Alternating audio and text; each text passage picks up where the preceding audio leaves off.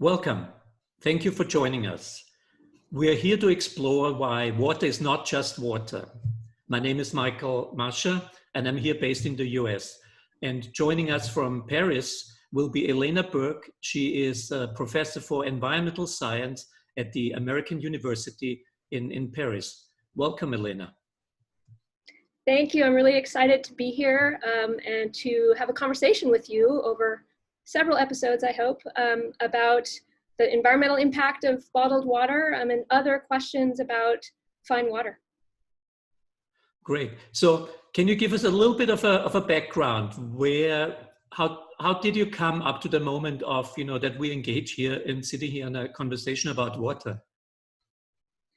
Yeah, it's an interesting story, and it's an unexpected story. So I didn't have a life plan to become an expert in water or to kind of go in this direction. My background is actually in anthropology. So I have a master's in biological anthropology where I focused on primate behavior, so the behavior of monkeys and lemurs. I did a lot of field work where I traveled all over the world working with different species. And then I did a PhD in animal behavior at UC Davis. So I was working at that point in looking at social behavior, so the evolution of social behavior in different kinds of animals, and worked specifically with a bird in Costa Rica, looking at its social behaviors.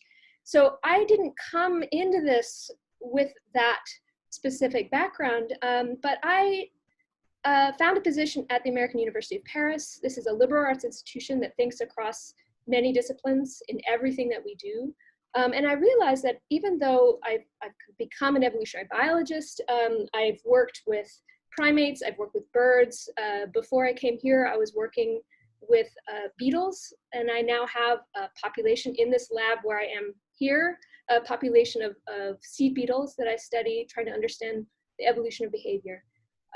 So I came at water in part because I'm at this liberal arts college where we're teaching across disciplines, and I happen to be in the Department of Environmental Science. Well, it's the Department of Math, Computer Science, and Environmental Science, because we're a small place where all of us are housed together. And one of my jobs is to tackle questions about environmental science. So I basically trained myself to be an environmental scientist on top of my background in social behavior. And one of the big questions that comes up all the time with my students is about the bottled water industry and about ways that we can reduce our carbon footprint. So that's kind of where we come into my interest in water. I have a similar background, but different pathway. I'm also an anthropologist. I was a professor for visual anthropology at USC, University of Southern California, for a while. I call it in a former life. At the university, I discovered that I like money, and we started a couple of software companies. And only in 2002, I discovered water, and it was almost by accident. One day I didn't feel too well, and I went to my cardiologist, and the cardiologist basically gave me a choice. He said I could continue drinking alcohol or I could live. I had a wine collection of about 500 bottles at home, so I hesitated a little bit. But together with my wife, I think we made the right decision, and I eliminated alcohol from my life. What that means is, and if you drink alcohol, if you're interested in wine, it's not only to get drunk through the alcohol, you're really interested in experiences, sharing with friends, the bottle on the table, discovering new things. And this bottle was suddenly removed from my experience, and I looked around and was looking for something else. And if you remove the wine bottle from the table, there's only one other bottle left on the table, and that's water. So what I did, I focused my Epicurean curiosity away from the wine onto the water. This was in 2002, and for the next 6 years, no one was talking to me, because this was a total crazy idea that water has character, water can be matched with food, water is not just water. It was a laughable idea. Only slowly in about 2008 or so, it started becoming a trend. And right now, as you know, everyone knows that water is not just water, and that will be the topic of our podcast here. And it's really fascinating to me to be at that point here and together with Martin Riese, 2 years ago, we started Define Water Academy. We're training now water sommeliers from around the world. And about a year ago, we had one really, really interesting candidate inquiring to become a water sommelier. And this was Elena from the American University in Paris. And of course, because of our similar background, we immediately connected. And with her environmental background, we said, well, maybe we should tackle a big subject from a scientific and a very broad base and really try to solve something. So what this is here is not a final product. This is a process of two people talking and exploring the possibility and putting some foundation under the concept of why water is not just water.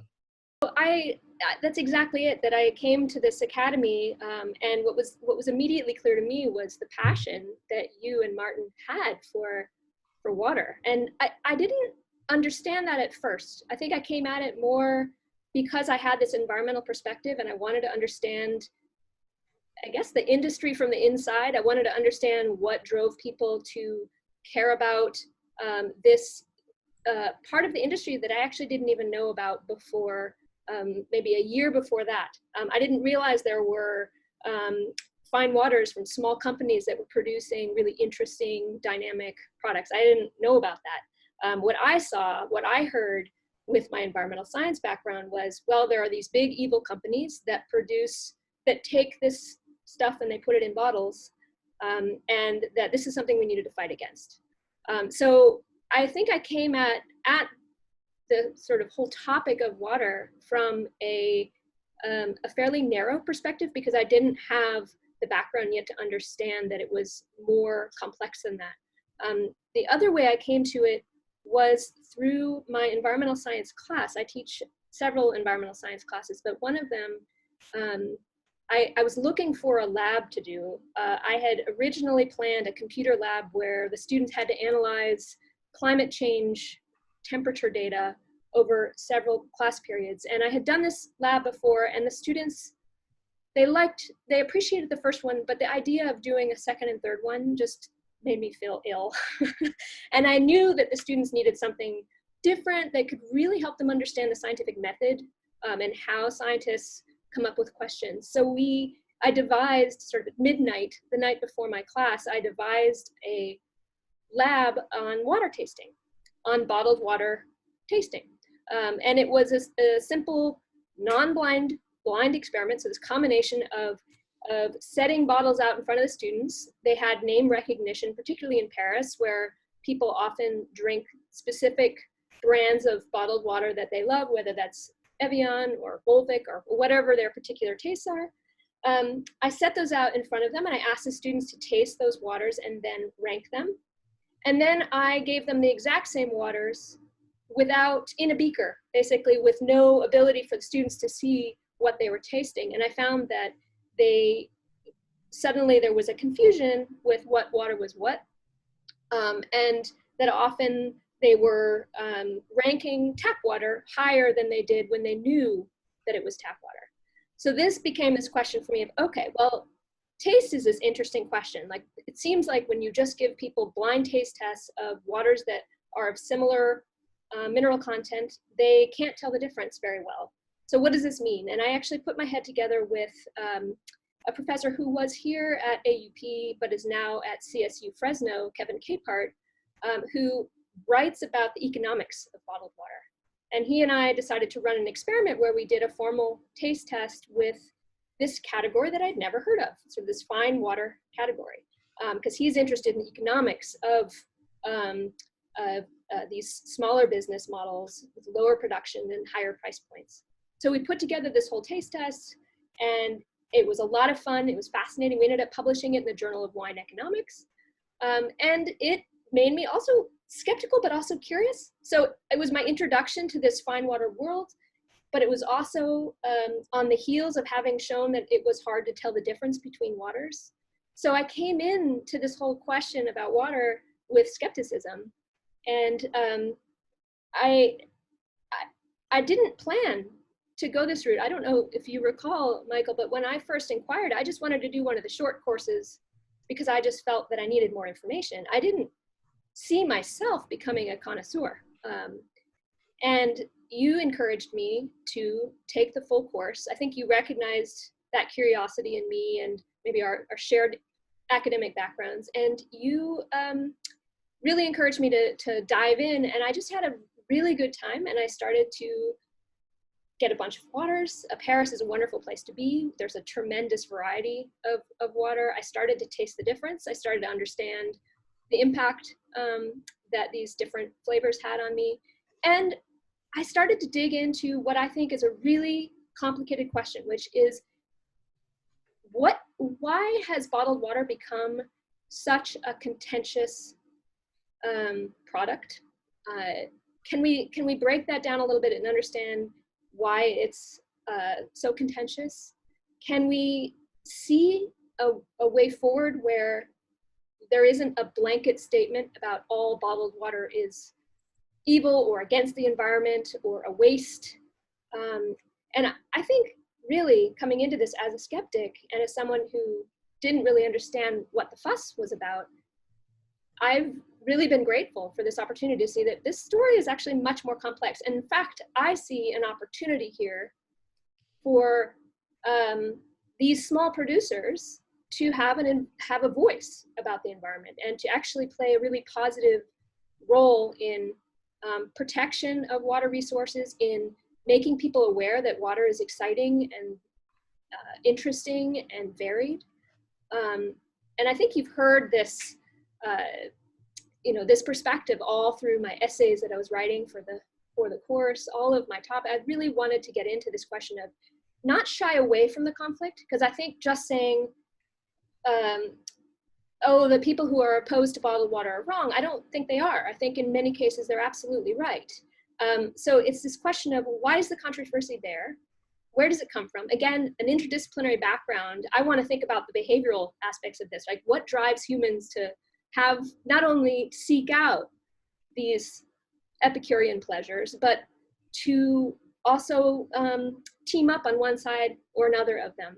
How has water come to represent so much more than a consumer product or something that we can have alongside wine at the dinner table? So I think that's, in a nutshell, what this series is about. I feel like I've been kind of relentless about it because I feel that it's an unexplored, untapped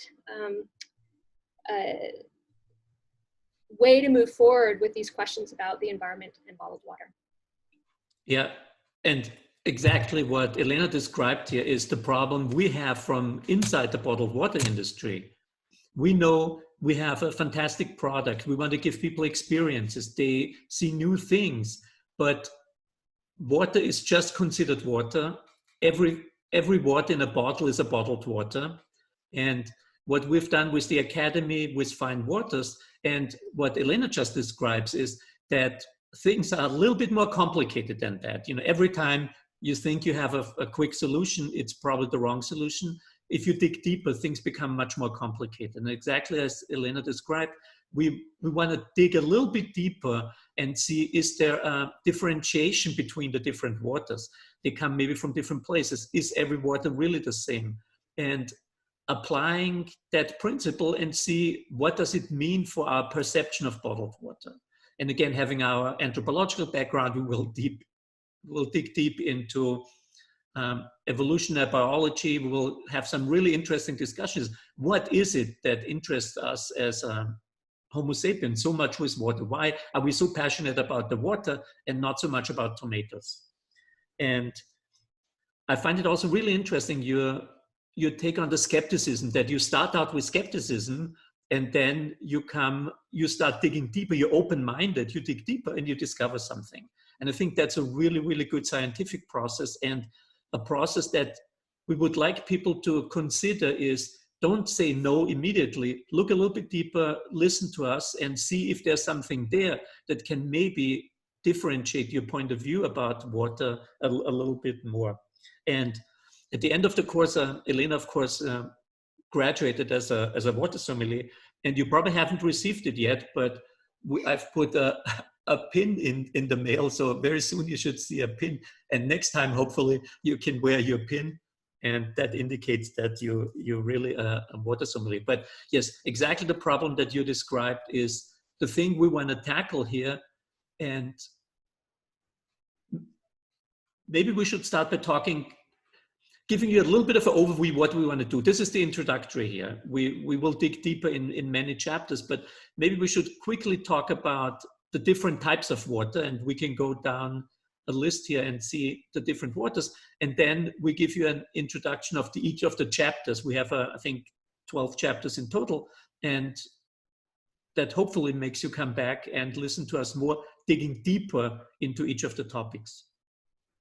Yeah, the one thing I would add to that, Michael, is that this came out of a conversation that we had where in my academic setting, I imagined writing a scholarly paper about all of these things I've been reading. So I've been essentially, since the confinement period started, I've just been devouring everything that I could find about water, whether it's Roman aqueducts or the drinking water pollution problems, whatever it is, I've been trying to get my hands on it.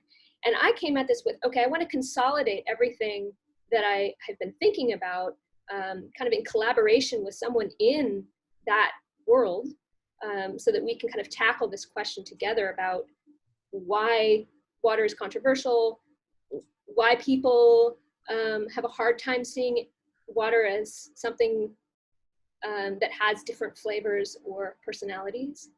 And then also, I think my imagination was that we would start with a scholarly paper, and then perhaps once we had published this scholarly paper, we could then refer to the scholarly paper in conversations with the public, with other people.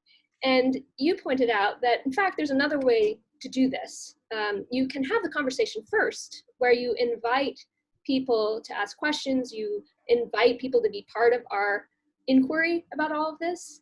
And maybe that can lead you to a product that then at the end of the day is much richer, because you enter into this with a question rather than a statement, right? So I think we share this desire to ask questions and try to make sense of things. Ideally, at times with other people. So we'll have guests as well who may weigh in with their particular perspectives.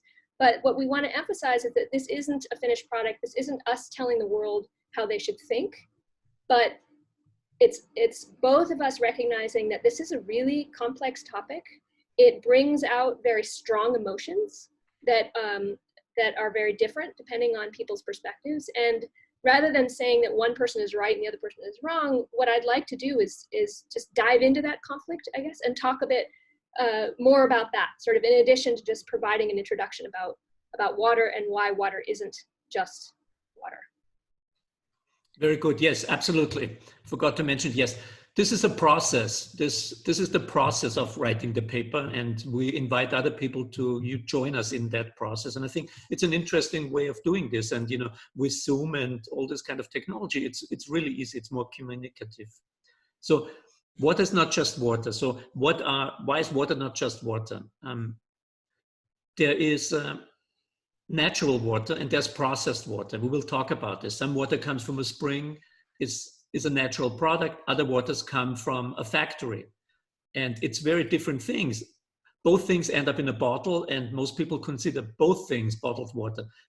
Yes, Michael, you mentioned that there are different kinds of water, that water can be natural water or made in a factory. But I think it's also important to point out that water comes from different sources and comes in different forms. So water can come from wells that have been dug, where water is lifted up mechanically. It can be water that's been under pressure, like an artesian spring. You can drink water that's rainwater from icebergs, glaciers, the clouds. And at the same time, water can come in different forms. So water that has different mineral content that can affect flavor, waters that may be different pH, or some waters are carbonated and others are not. So all of these things affect flavor, showing right there that water is not just water.